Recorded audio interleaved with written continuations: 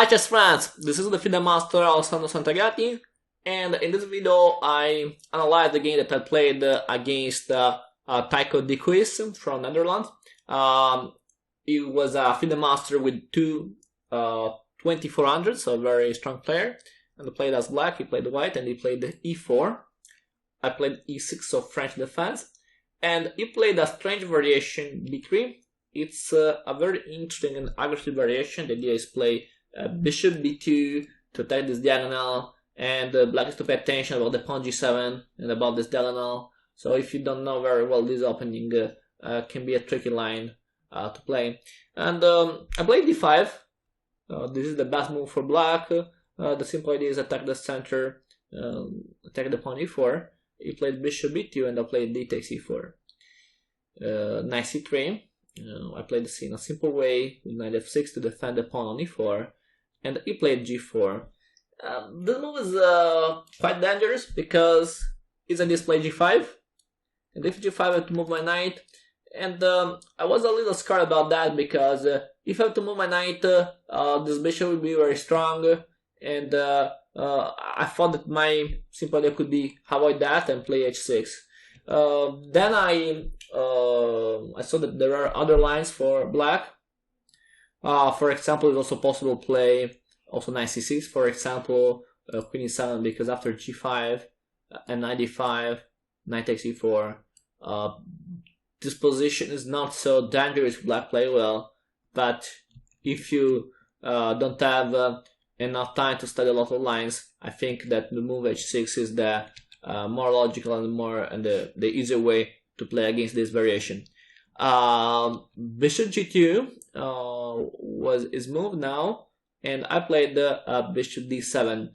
Now my idea was that for sure the white idea is the pawn, and for me it's impossible to avoid that.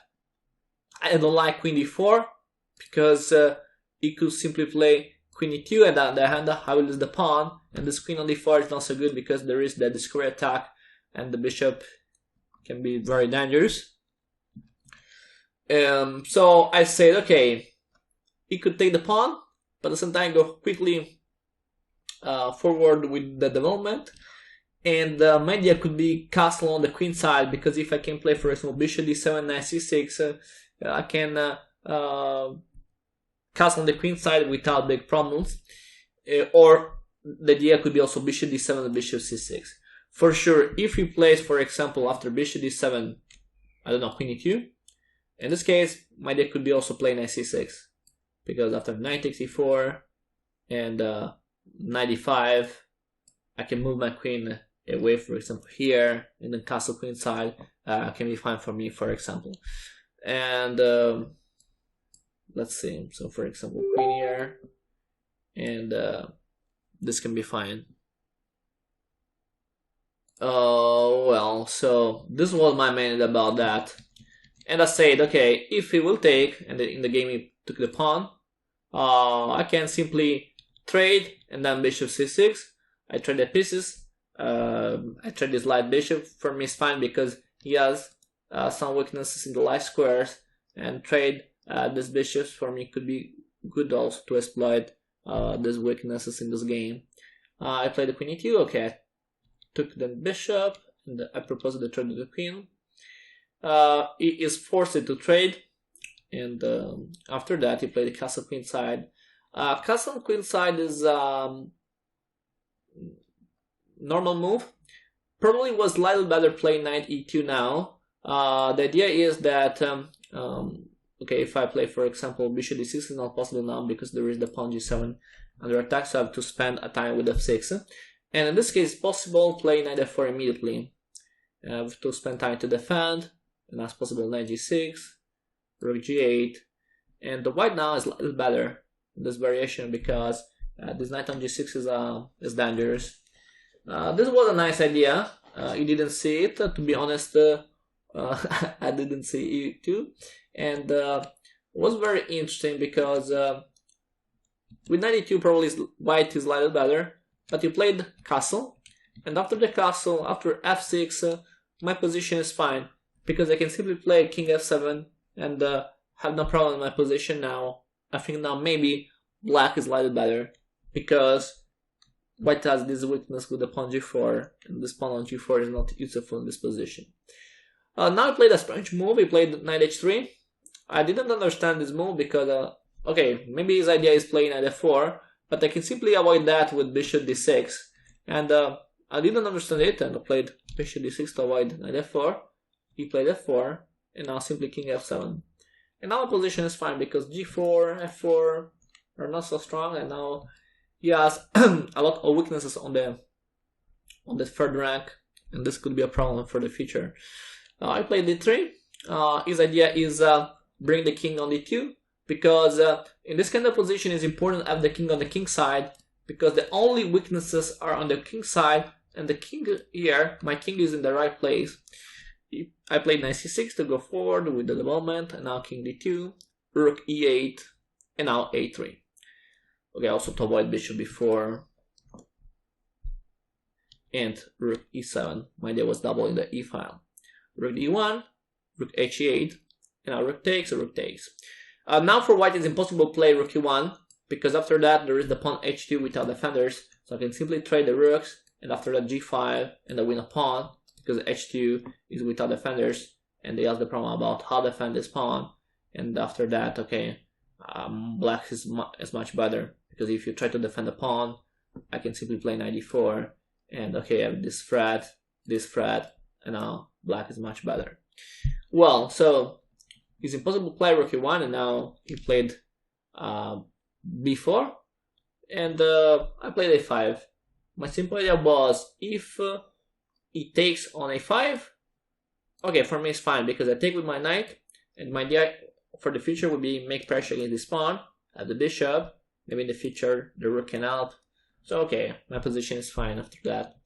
And if he push, in the game he pushes the pawn, I can play knight a7, a4, and after a4 there is a very important key move for me. This move is very important because after a4 for sure the target is the pawn a4, because this pawn is in a light square. It's very hard for him to defend this pawn, and but if I play immediately this move to play knight b6, it's possible to play bishop d4, and this is a big problem for me because you can't trade the bishop for the knight, and it's not so good for me.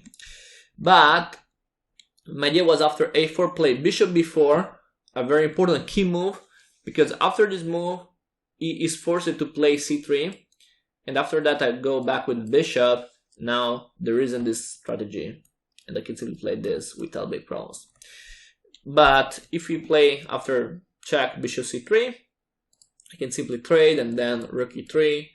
This knight is very weak here, and if knight f2 I play rook f3 and I win a pawn. So very good position for me after that.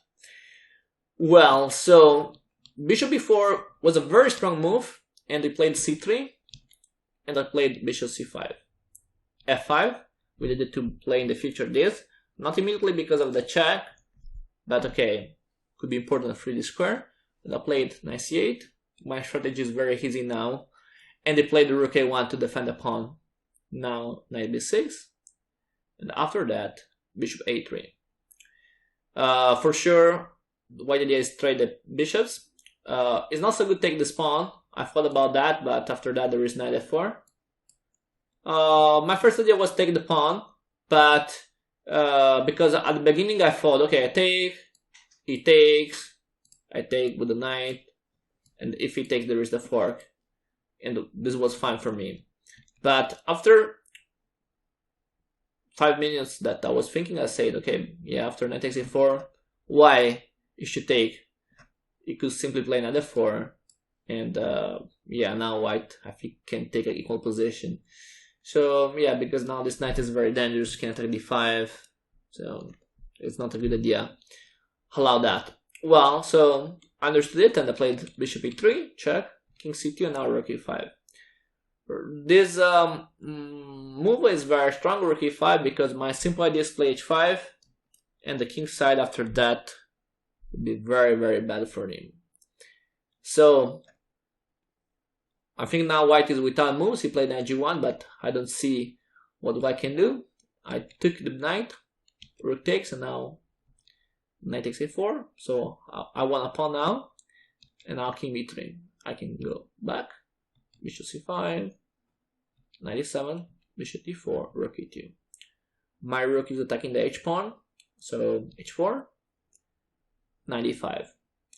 Okay, now my simple idea is have an easy game to win, and if white will take, okay, for me I think it's not so hard, because I take this pawn, have the a pawn pass, I could have the e pawn pass, and at some time my king is very strong and can attack the best pawns on the king side. So my game I think is won in this case. For this reason he didn't take, he tried to play rook g3, but now I have rook d2, and now I forced the trade because I'm attacking with 2 pieces the pawn d3, and the only way is trade. So f takes, g5, and after that I want another pawn, because he has to take with the pawn, the rook is to defend d3, but after that I attack with the rook f2, and there is no way to defend this pawn. So after that he played c4, and simply take, king takes, rook takes, and now I have 2 pawns up. He tried to play with a knight and king, but I have before check, king takes, rook takes b5, and after that this endgame is completely win for black, because okay, I think also this endgame is won, but it's better for black to have connected pawns. So with the 2 pawns connected passing, it's very easy win this endgame for black. So yeah, that's easy. He played d4, I played c6 to avoid the counter attack with d5, and then now rook here, king g6, I want the other pawn, and after that the game is completely won for black, because he could try this, but I played this, and after that with the 2 connected pawns it's ace and game for black. Well, I hope that you enjoyed the game, and if you have questions, feel free to write a comment below. See you for the next videos. Bye!